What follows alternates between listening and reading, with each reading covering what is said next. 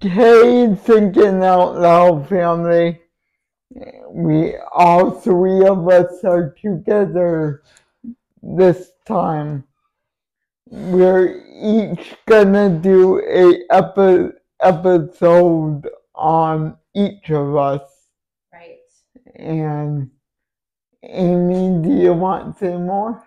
So today is going to be Brendan's turn, and we're going to be talking about the fact that Brendan has epilepsy. And we're going to touch base a little bit that he also has autism, but mostly it's going to be on his epilepsy. And he has said that he is okay discussing this, right? Mm-hmm. And that he wants to make other people aware so people aren't scared of people with epilepsy, right? Yeah. Yes. And then I'm probably going to be doing something either on chronic pain or I'm not sure exactly yet, or domestic assault. I'm not sure yet. So we'll hone in on that when it's time. And then what are you gonna do, Jay? Probably chronic pain and CP. All right. So that's good. So let's Brendan, do you want to tell the thinking out loud people like your name and how old you are?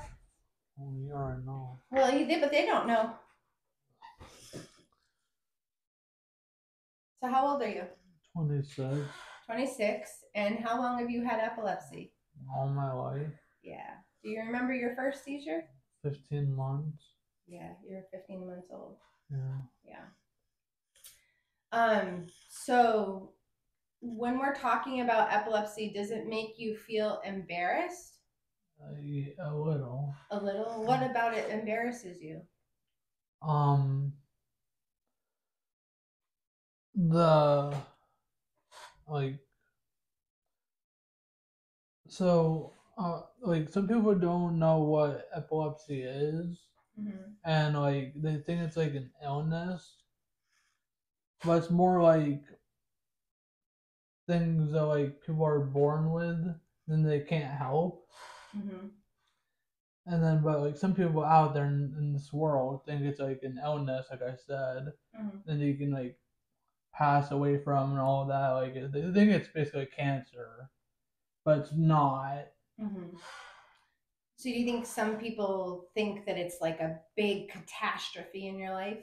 Yeah. And then other people know what it is so that they can deal with it fine. Yeah. They know it all too well. Yeah. Well, I know Jay has some questions, so let's see what Jay has for questions.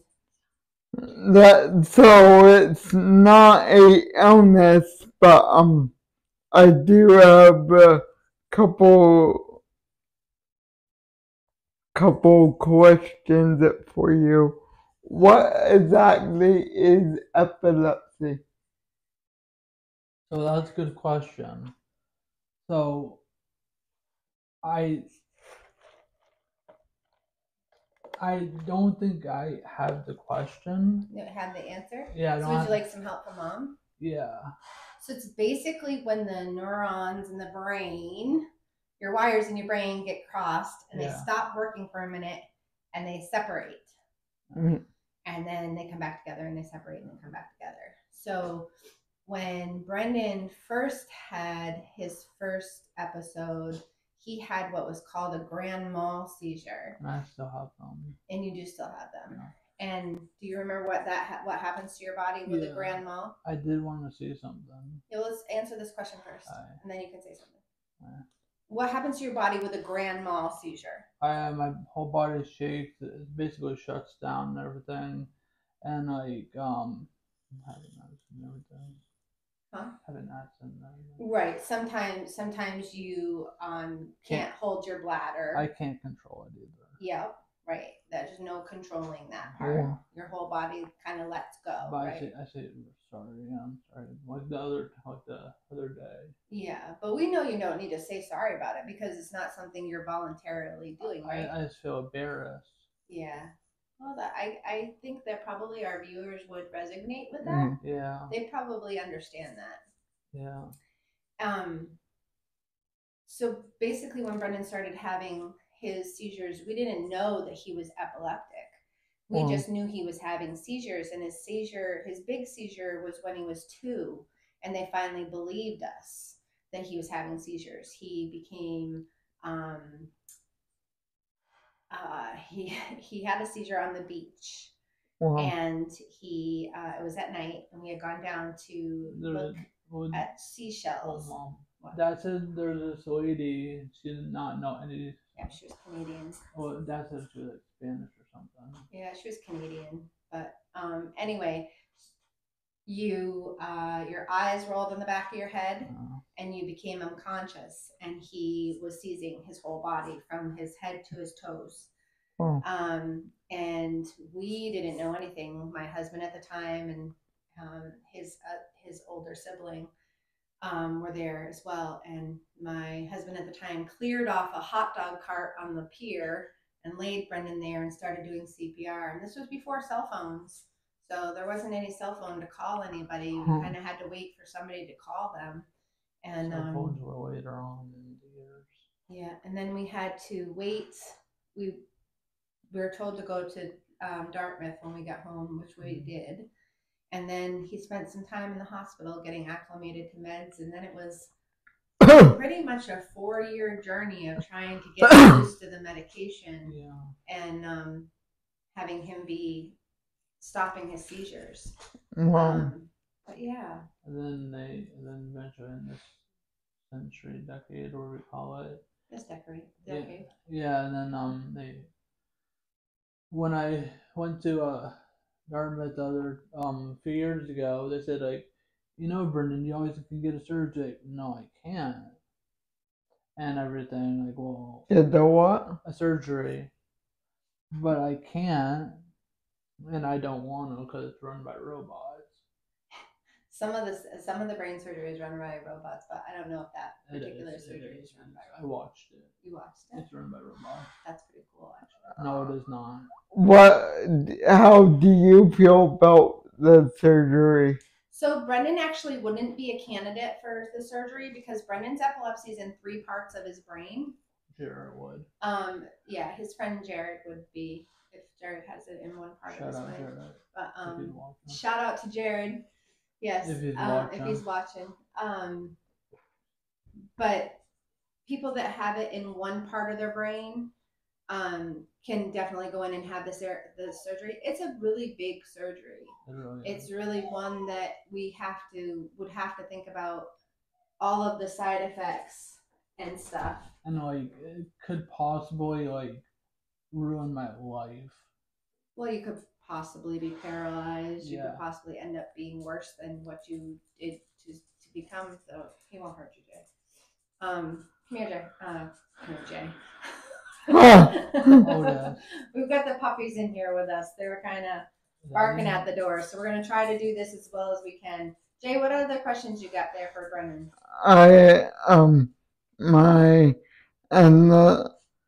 How does epilepsy affect your everyday life? Basically, like, it doesn't change anything. I'm the same person as everybody. Unless you have a seizure, right? Yeah. Yeah. You kind of talk, walk, do the same things that everybody else does, right? I can ride a bus and not drive. Right. Why can't you drive? Because my doctor said so, but my doctor also said if I'm seizure-free for 2 years. Right. And in the state of Vermont, you have to be seizure-free for an entire year before you can get your license. Wow. So, which I have not. Which you have not. You have not made that. It's really hard. It is very hard.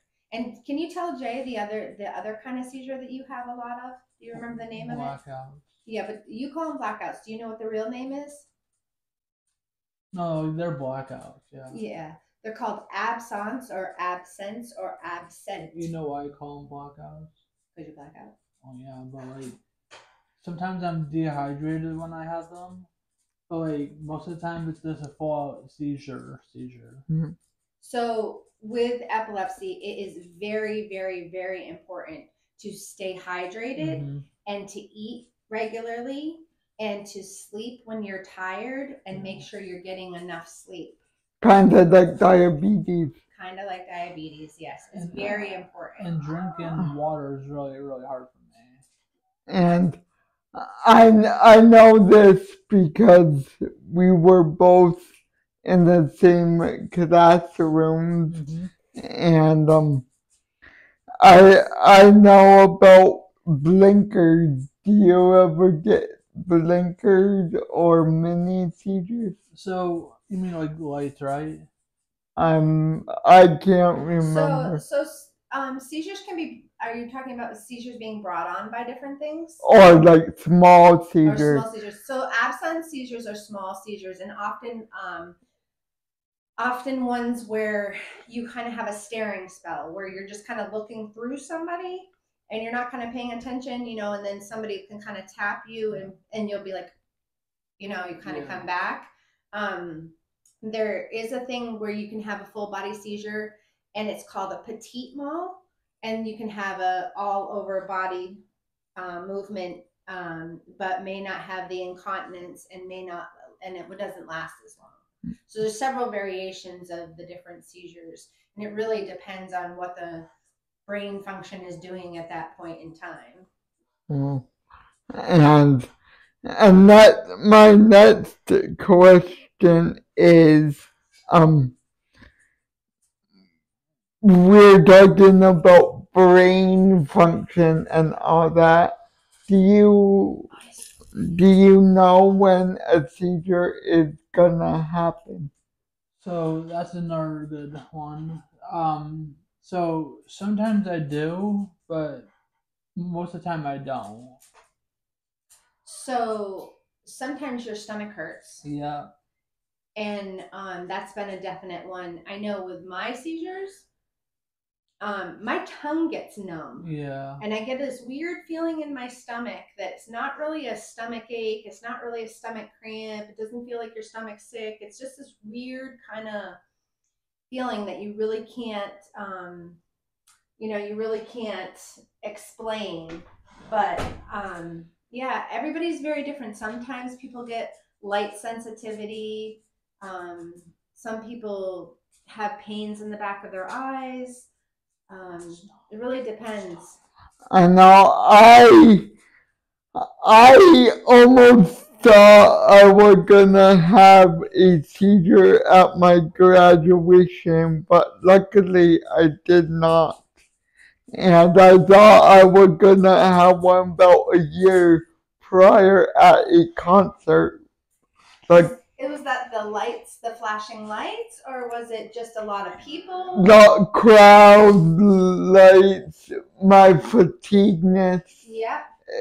Both of them were around 8 o'clock at night, which normally I'm in bed. Yeah. Not like. Have you had seizures before? At birth. At birth, okay.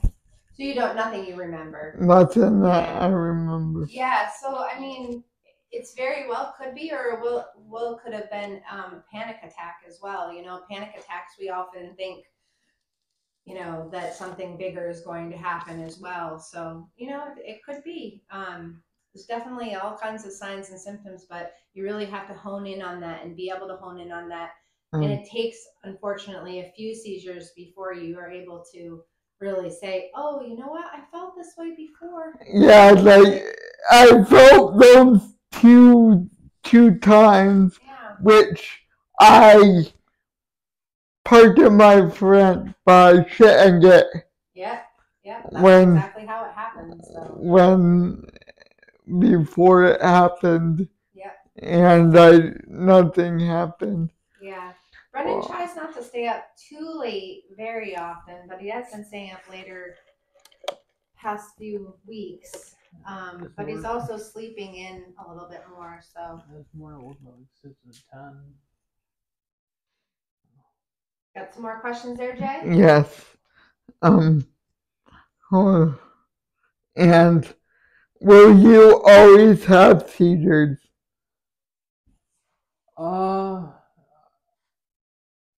I think so. Yeah. They said if he hadn't grown out of it by the time he was 15, then most likely he would have it for the rest of his life. Now, Jay, his seizures look a lot different than they did when he was younger. He had several, and it was every 16.2 seconds that they figured his brain was seizing. And he wouldn't outwardly have like a grand mal or a petit mal or noticeable ones, but his brain activity was going into seizure mode that often. I was younger, I had to wear a helmet and everything. Yeah, you did have to wear a helmet a little bit. Yeah. Unfortunately, with Brendens epilepsy being so uncontrolled, there was some brain function loss, which created other problems in his everyday life: gross motor, fine motor, concentration, understanding things. So there's been some repercussions because of it. This question is directed to you, Amy. What is it like to see your child go through a seizure? That's a very good one. So it scares the ever living doo doo out of you. It does. And no time does it not. I've seen probably more than 100 with him, and still scares you. It still makes you think that maybe he's not going to come out of it. John Travolta's son actually died having a seizure. He fell in the bathtub. So every day that Brendon takes a bath or a shower, I think about that. Subconsciously, I think it comes in and out. We've done all the precautions that we can possibly take. His bed is a wooden bed that's encased into his wall, so he can't roll out of it if he has a seizure onto the floor. No, he can't. Well, not as easy though. Not as easy. Yeah. But there's just precautions that you take, and I think you have to remember that you have to be calm during it, and that the biggest thing I think that's really important is to talk to him throughout it, because somewhere in there he's still in there and he's scared. Sometimes he's mumbling little ouch or no or little words that you kind of try to figure out what's going on. The old adage about putting something in their mouth so they don't bite their tongue is completely false. Don't ever do that. They'll choke. That's not a good thing. People can't swallow their tongues. It doesn't happen. So just making sure they're on a flat surface where they're not going to roll off onto something. I think my challenge is that now he's much bigger than me. Right. So it's harder for me to do a lot of different things. He's 5'11" and 5'5", so. I worry about the same thing. Like, for example, I have trouble walking in the winter, and if we're not the same size, I'm bigger. Yeah. I bet I outweigh my mom by at least 10 pounds. Yeah. And so that's one thing I'm concerned. Well, you know what? Us moms are super women. So we end up just figuring it out as we go. And just being there and being supportive and just making sure that Brendon understands. Sometimes Brendon doesn't understand what's going on. And when you come out of it, they call it a post-ictal stage. And sometimes you can be in that for hours and just be very confused, very combative.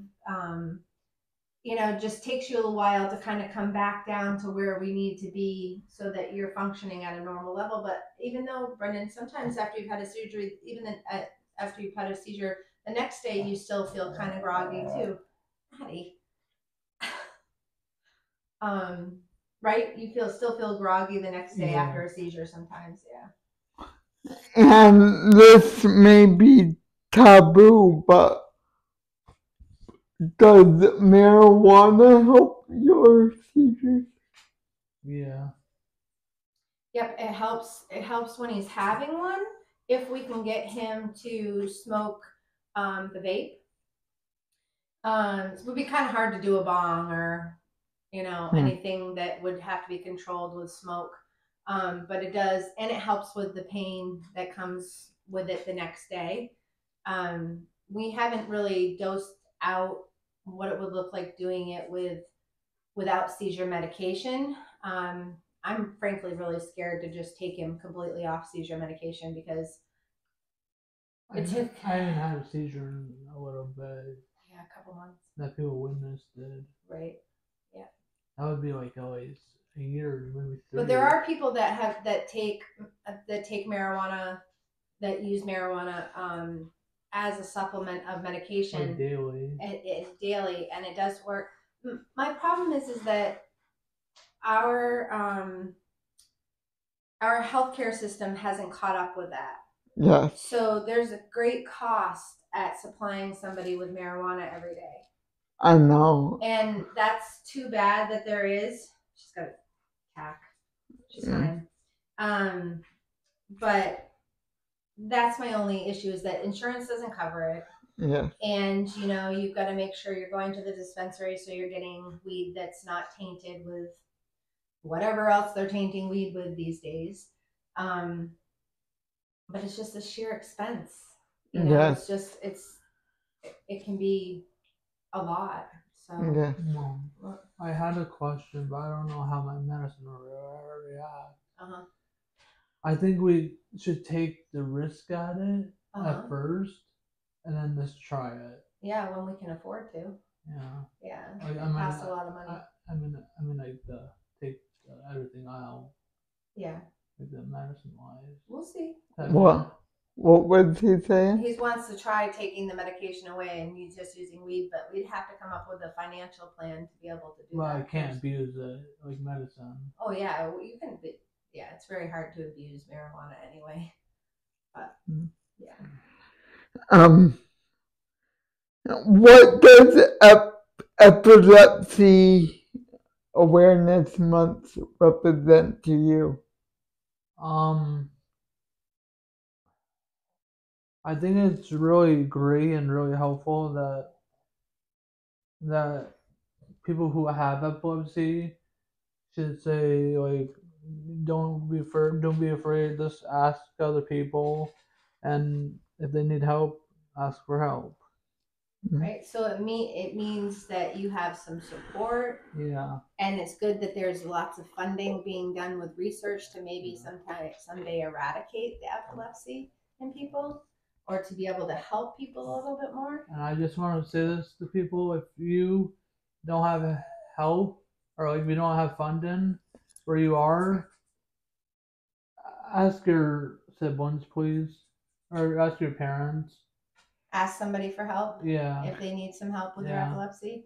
And to be a friend to people with epilepsy, because lots of people with epilepsy feel like they don't have anybody as a friend, right? Yeah. Do you have any 800 numbers you use? I don't think so. We tend to go through everything that is at Dartmouth, and their number is 1-603-650-5000, and they can put you into the neurology department, and often the neurology department down there has different banquets and different things that are going on for epilepsy. Nice.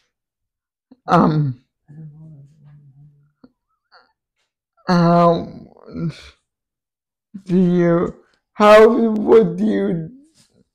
would you describe a seizure to if you were hanging out with a friend? So I would describe a seizure like to my friend if I'm describing a seizure to my mom. So I would say like to my friend, I don't feel good, I need to sit down. Can you please call somebody and all that? So what would you describe what your seizure looks like? If you were telling somebody what your seizure looks like, what does it look like to you? What does it look like? Yeah, what happens to your body? So my body, like my stomach starts to hurt first, or my head, and I start shaking more than that. And then I sometimes have a fever, and then. And does your body shake? Does your body tremble? Body shakes. Yeah. So what part of your body shakes? Basically everywhere. Basically everywhere. Yeah. So if you're describing that to somebody, you'd be like, if my body starts shaking, please call what? 911. Yeah. Immediately, and then call my mother. Right. And that's been always protocol. What we've been wanting to do, even with the schools, is like call 911 first and then call me. Yeah. Because anything over 5 minutes, there starts to be brain loss. Wow. So you want to make sure you either have the medication administered, or first, after 5 minutes, call the ambulance, call me. Do the protocol. Can you tell me what questions I missed? You missed number 3. What did that say? So number 3 is, how frequently do you get seizures? I don't exactly know. So, like, I think it's like once a year, once or twice a year. And usually in a few months. Yeah, it's after a few months. It's not like every month or every other month. It's just kind of, it happens. And then you said, what is the typical length of one? I don't know what that means. How long do they last? How long do they last? Yeah. So that can vary. Yeah, that's a really good question, Jay. Okay. Number 5 too. So a few hours could be at least. It could be a few minutes, a few seconds to. Yeah. Hopefully not more than an hour, because you would not be able to wake up from that. Otis, get down. Come on. Come on. And if I did, I have to have that shot then. Right. And how does epilepsy affect your independence? We talked a little bit about that, right? Yeah. So what are the things that you can't do because of it? Drive, and there's another thing I can't do. I know there's another thing I can't do. Like physically can't do. I can't think of it now. Well, the biggest thing is that you can't drive. Otis, bed.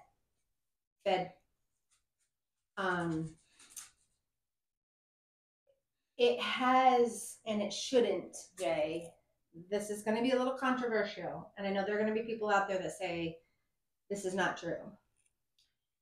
But Brendon has tried for about 2.5 years to find a job that has been inclusive. Yeah. And people have said that they would hire him, and then when we got through the paperwork, they never did. I've been told by most employers, unfortunately, he's a liability because of his seizures not being regulated. Yes. So I think that is hard too.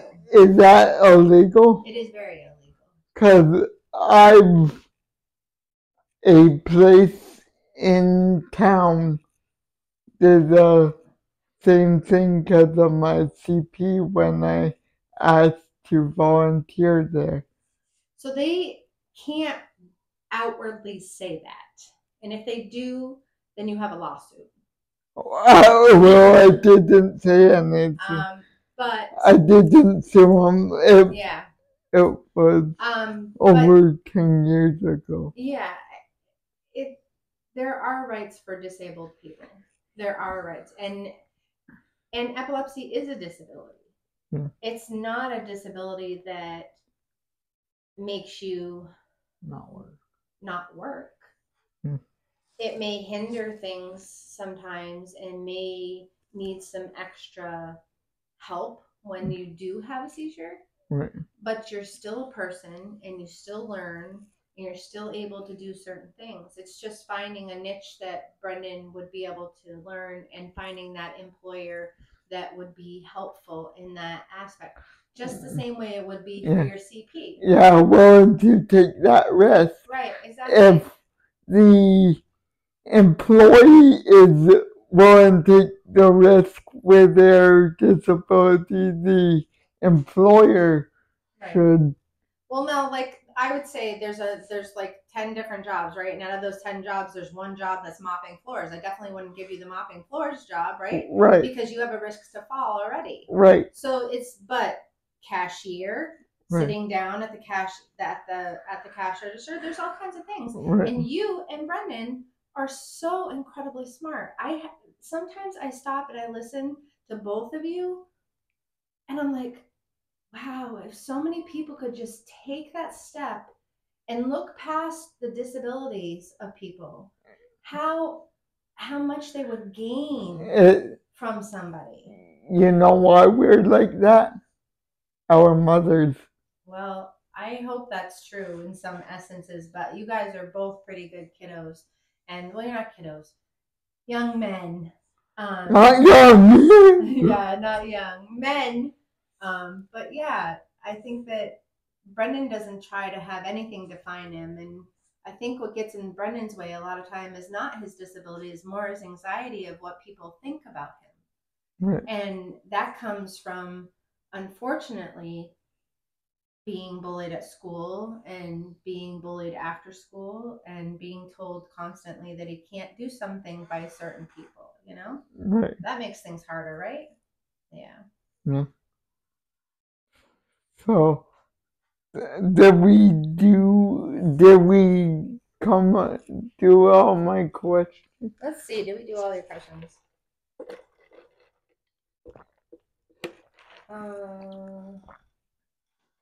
Okay, so you said, do I need to take any seizure-related certification courses? Yes. No, but I have. And when he was little, I did CPR and all kinds of other trainings. As a parent should. Yeah, as a parent should, just to become more aware. Yeah. You have, what effect does your age have on epilepsy? So we touched on that a little bit, right? Yeah. So when you were younger, they said you might outgrow it. Yeah. And then you got to 15, and then what'd they say? They said I'm possibly going to have it the rest of my life. Yeah. Because it kind of morphed into something different, right? And what kind of really is interesting is that Brenden and I had the same form of epilepsy. Wow. We had the same brainwave pattern, identical. So it's more than likely that my epilepsy and his epilepsy are the same gene. Are they hereditary?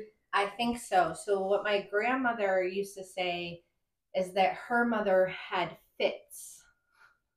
And at that time, back in the 40s, 30s, 40s, no technology. There was no technology, and fits were what they used for somebody that had seizures, had a jerking motion that they didn't understand what was going on neurologically. So it looks like it's gone down. But his father's side also his father also had seizures as well when he was a child. So, do you know I have spasms. Do you know the difference between a spasm and a seizure? I think they're probably closely related, although I think that a spasm is more muscle and a seizure is more brain.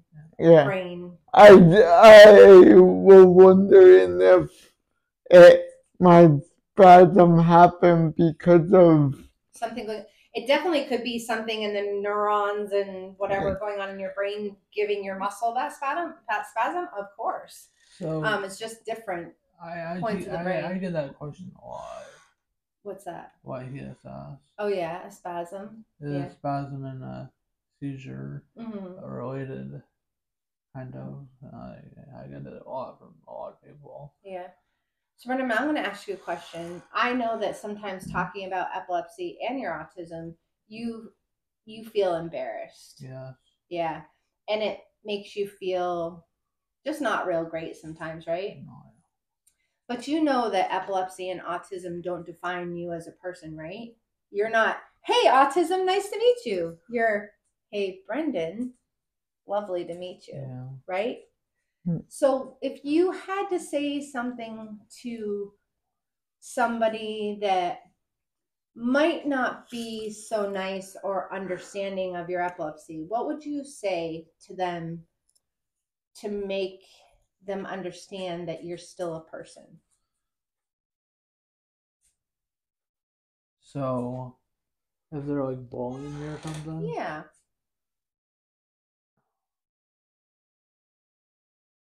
What do you think you'd say? I would say not very nice, and you need to.